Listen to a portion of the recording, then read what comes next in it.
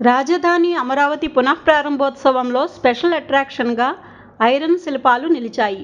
వృధాగా ఉన్న పాత నట్లు, బోల్టులు, ఇనుప ముక్కలు వంటి స్క్రాప్ మెటీరియల్ను సేకరించి వాటితో ఎంతో నైపుణ్యంగా ఈ శిల్పాలను రూపొందించారు.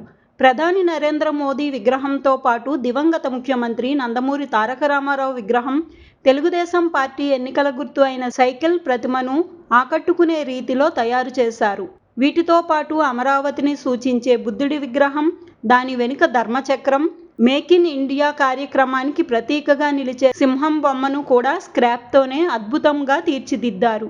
అమరావతి పునఃనిర్మాణం 2/5/2025 అనే అక్షరాలను కూడా పాత ఇనుప సామగ్రితో కళాత్మకంగా ఏర్పాటు చేశారు. మేక్ ఇన్ ఇండియా లోగో కూడా ప్రత్యేక ఆకర్షణగా నిలిచాయి.